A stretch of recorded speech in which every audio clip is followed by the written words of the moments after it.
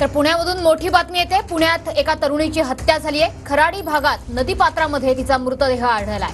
हत्या झालेल्या तरुणीचे हात आणि पाय वेगळे केल्याची घटना इथे आढळून आली आहे। अज्ञाताविरोधात पोलीस ठाण्यात सध्या गुन्हा दाखल करण्यात आलाय। प्रदीप कापसे आपले प्रतिनिधी सध्या आपल्या सोबत आहेत। प्रदीप, अतिशय धक्कादायक घटना, अधिक काय तपशील? मनुष्य अगदी बरोबर आहे। तर पुण्यातल्या खराडी भागामध्ये या तरुणीचा मृतदेह जो आहे तो मोठा नदीच्या पात्रामध्ये आढळून आला। पोलिसांनी या संदर्भामध्ये अज्ञाताविरोधात गुन्हा जो आहे तो दाखल केलेला आहे। मात्र या तरुणीची निर्गुण हत्या जी आहे ती झाल्याचा प्रकार सध्या तरी उघडकीस येतोय। साधारणतः 18 ते 20 वर्ष जे आहे त्या तरुणीचं वय असल्याचं सांगितलं जात आहे। मात्र ही हत्या नक्की कोणत्या कारणामधून झाली हे अजूनही अस्पष्ट आहे। पोलिसांकडून या घटनेचा तपास केला जातोय। मात्र नदीपात्रामध्ये या तरुणीचं हात आणि डोकं जे आहे ते खरं तर धडापासून वेगळे झाल्याची घटना सध्या तर पोलिसांकडून माहिती जी आहे ती सध्या मिळते।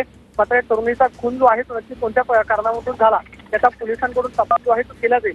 सातत्यानं राज्यामध्ये ज्या घटना घडत आहेत त्यावरती खरं तर पोलिसांना सुरक्षेप्रती प्रश्नचिन्ह जे आहे ते उपस्थित केलं जात आहे। मात्र ही घडलेली घटना अतिशय विकृत म्हणावी लागेल। सध्या तरी अज्ञाताविरोधात गुन्हा दाखल झालेला आहे आणि पोलिसांकडून तपास केला जातो। नक्कीच प्रदीप, अधिकचे तपशील तुमच्याकडे जाणून घेत राहू। सध्या धन्यवाद या माहितीबद्दल।